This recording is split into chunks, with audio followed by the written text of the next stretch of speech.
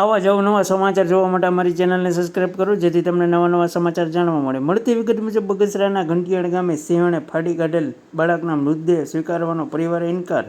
2 બચ્ચા સાથે સિંહણને પકડી પડે હોવાનો વન વિભાગનો દાવો. સ્થાનિકોએ પુરાવા માંગ્યા. 6 માસમાં બીજા બનાવની સમગ્ર પંથકમાં ભયનો માહોલ.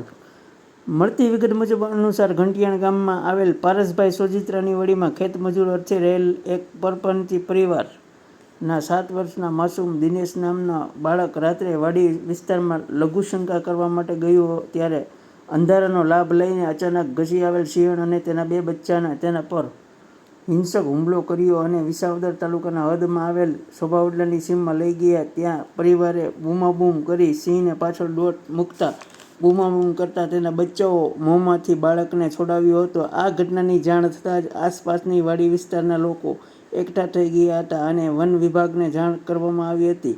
વન વિભાગે જાણ કરતાં જ વન વિભાગના કાફલો ઘટના સ્થળે દોડી ગયો હતો. આ ઘટના બાદ સ્થાનિક સીમ વિસ્તારમાં ખાસ કરીને રાત્રિના સમયે ખેતરોમાં પાણી વાળતા મજૂરી કરતા પરપ્રાંતીય પરિવારો ભારે ફફડાટ વ્યાપી ગયો છે.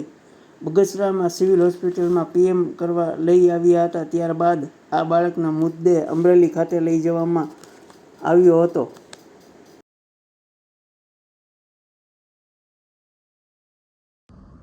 ગઈકાલે રાત્રે બગસરા તાલુકાના ઘંટિયાણ ગામમાં ખેતરે મજૂરી કરતા માણસો રાત્રે સૂતા હતા ત્યારે સિંહણ અને એના બચ્ચાઓએ આવી અને એક નાના એવા 10-12 વર્ષના છોકરાનો શિકાર કર્યો.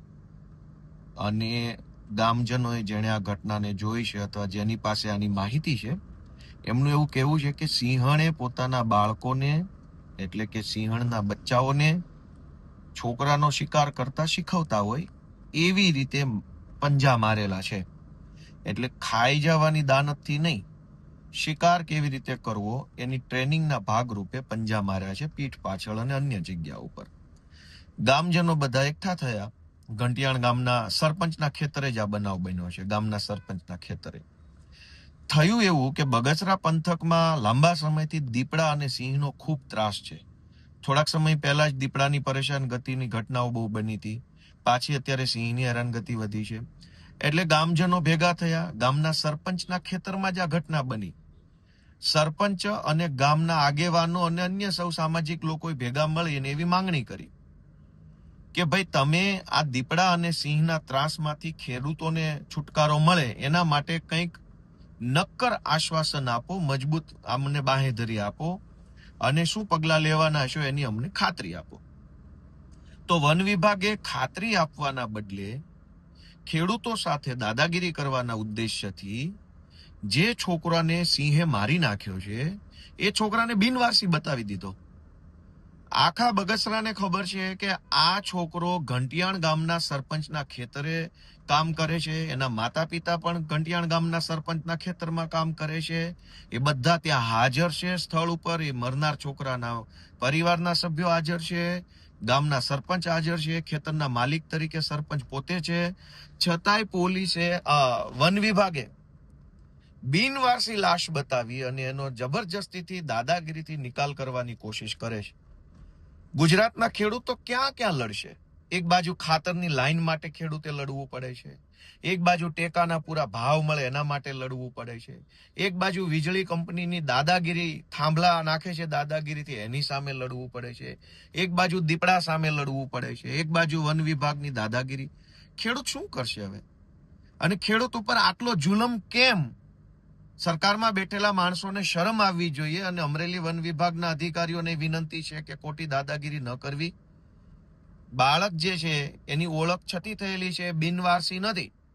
ઘંટિયાણ ગામના સરપંચના ખેતરમાં એમનું મૃત્યુ થયું છે સિંહને શિકાર કરવાના કારણે, અને એનો પરિવાર હાજર છે. એટલે વન વિભાગને વિનંતી છે કે મહેરબાની કરીને યોગ્ય કાર્યવાહી કરે. અને સૌ આજુબાજુના ગ્રામજનોને વિનંતી છે કે બધાએ સાથ આપવો જોઈએ, બધાએ એકજૂટ થવું જોઈએ, જાગૃત બનવું જોઈએ.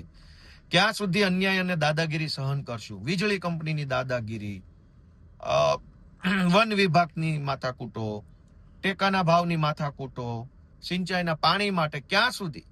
તો બધાને મારી નમ્ર વિનંતી છે કે બધા જાગૃત બને અને ઘંટિયાણ ગામે જે સિંહ દ્વારા શિકાર કરવાનો ટ્રેનિંગ આપવાની જે ઘટના બની છે પોતાના બાળકોને, એ તો કુદરતી રીતે એ શીખવાડે છે. એમાં સિંહને આપણે કંઈ કહી શકતા નથી, પણ સિંહનું ધ્યાન રાખવા માટે જે નોકરીએ લાગ્યા છે એ વન વિભાગને આપણે કહેવું જરૂરી છે. તો સૌ ગ્રામજનો જાગૃત બની અને ઘંટિયાણ ગામના સરપંચ અને ગામના આગેવાનોને સપોર્ટ કરે એવી મારી લાગણી છે. આજે બગસરા તાલુકાના ઘંટિયાણ ગામે પારસભાઈ સુરજીતાની વાડીએ એક ખેત મજૂરના નાના બાળને સિંહે ફાડી ખાધું છે. તો આપણે પારસભાઈના મોઢે સાંભળીએ કે શું ઘટના બની. શું પારસભાઈ, તમારી વાડીએ શું ઘટના બની અને કેવી રીતે બની? આજે સાંજે 7 વાગે 3 નાના બાળકો હતા, 8-10 વર્ષના 3 બાળકો મારી વાડીની અંદર ટોયલેટ બેઠા હતા. એમાંથી સિંહણ આવી અને એના 2 બચ્ચાઓ આવ્યા. એમાં 3માંથી એક બાળકને ઉઠાવી ગયું હતું, જેનું અત્યારે મૃત્યુ થઈ ગયું છે. પણ આખી ઘટના જોયું, જાણ્યું, બધું એવું લાગ્યું કે સિંહણ એના બચ્ચાને શિકાર કરતા શીખડાવતી હતી. એ શિકાર શીખવાડવાના બહાને આજે એક બાળકનો ભોગ લેવાનો છે. તો આજે સ્થળ ઉપર ઘણા વન અધિકારીઓ બધા છે એવું કહે છે, પણ અમે અત્યારે લાશ સ્વીકારવાની સંપૂર્ણપણે ના પાડી દીધી છે, કારણ કે અમારે લાશ જોતી નથી. મેં આજે મારો જે 7 વર્ષનો દીકરો છે એમને મેં મજૂરને આજે આપી દીધો છે, અને જે અત્યારે મૃત્યુ પામ્યો છે એ પારસભાઈ સોરજીતાનો આજથી દીકરો છે. એટલે જે કાંઈ વન વિભાગને જે કરવું હોય એ કરે બધું.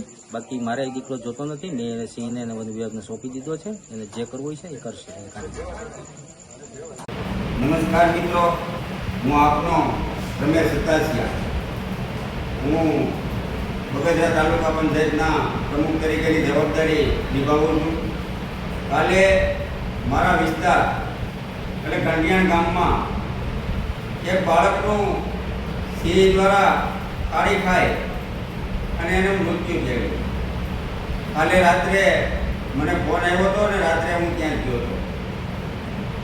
તમામ આજુબાજુની જનતાને, વન અધિકારીને, પોલીસ તંત્રને, તમામને ખ્યાલ છે કે આ લાશ કોની છે, આ બાળક કોનું છે. છતાં પણ તે લાશને બિનવારસી જાહેર કરેલ છે અને એનું પોસ્ટમોર્ટમ કરેલ છે. જો આવા જ બનાવ બનતા રહેશે તો કાલે આપણા ક્ષેત્રે થશે, આપણા બાળક ઉપર હુમલો કરીએ અને આ વન અધિકારી એને બિનવારસી જાહેર કરશે તો આપણે કાંઈ નહીં કરી શકીએ. માટે હું બગસરા તાલુકાના તમામ ગામના ખેડૂતોને વિનંતી કરું છું, આજુબાજુના બીજા તાલુકા ભેસાણ અને વિસાવદર તાલુકાના ખેડૂતોને વિનંતી કરું છું કે આવો મિત્રો, આજે સમય આવી ગયો છે કે આપણી એકતા બતાવવાની. જો આજે એકતા નહીં બતાવીએ તો આજે એ બાળક છે, કાલે આપણું પણ બાળક હોઈ શકે છે. માટે અત્યારે આ વિડીયો જોઈ અને પારસભાઈ સોજિત્રાની વાડીએ માણેકવાડાથી ઘંટિયાણ રોડ ઉપર એમની વાડી છે, ત્યાં આપ સૌ પધારો અને આપની એકતા બતાવો. જો નહીં બતાવીએ તો આ વનતંત્રને આપણને ખબર છે, આ સરકારને આપણને ખ્યાલ છે કે આ ખેડૂતોને પાયમાલ કરવા માટે, ખેતીને બરબાદ કરવા માટે કાંઈ કસર નથી છોડતા. જો આજે આપણે એકતા નહીં બતાવીએ તો આપણને અલગ અલગ વિખવાદ કરી અને નોખા પાડવા માટેનો આનો આઈડિયા છે, આનો પ્લાન છે કે સક્સેસ ન થાય. અને આજે જ્યારે પણ જાગો બપોરે 4 વાગ્યા સુધીમાં પારસભાઈ સોદરીદારની વાડીએ આવી જાઓ એવી હું દરેક ગામના, દરેક તાલુકાના, આજુબાજુના તાલુકાના ખેડૂતોને વિનંતી કરું છું. અસ્તુ, વંદે માતરમ, ભારત માતા કી જય. જય હિન્દ. હું વાળા વનરાજ. હમણાં જ સમાચાર મળ્યા સાંજે 7 વાગ્યા આસપાસ કે ભાઈ ઘંટિયાણ ગામમાં ખેડૂતની વાડીએ મજૂરના એક નાના એવા બાળને, માસૂમ બાળને સિંહ દ્વારા ઉપાડી જઈ અને મારણ કરવામાં આવેલું છે. ત્યારે અવારનવાર આવા બગસરા તાલુકાના તમામ ગામડાઓમાં, ઘણા ગામડાઓમાં અવારનવાર આવા બનાવ બની રહ્યા છે. અને જ્યારે પણ હોય ત્યારે આવી રીતે આશ્વાસન દેવામાં આવે છે. તો આજે તમામ ગામના લોકો અત્યારે 100 થી 150 લોકો જેવા એકઠા થયા છે. અને હવે આગળ પણ અત્યારે બધા જ લોકો અહીંયા બેઠા છે કે હવે આ બનાવ ક્યારે રોકશે. જ્યારે પણ ગમે તે કોઈ સાહેબો આવે, અધિકારીઓ આવે, ત્યારે ખાલી ને ખાલી આશ્વાસન દેવામાં આવે ને એક પછી એક માસૂમ બાળકની જિંદગી સાથે રમી રહ્યા છે. ત્યારે આજ રોજ જે કોઈ સાહેબો અધિકારી આવે છે એની પાસે અમારી એવી માગ છે કે જ્યાં સુધી મિનિસ્ટર અહીંયા નહીં આવે અને ખુદ લેખિતમાં અમને રજૂઆત નહીં કરે કે આગળ આવા બનાવ નહીં બને ત્યાં સુધી અમે અહીંયા બેસવાના જ. જય હિન્દ, જય ભારત.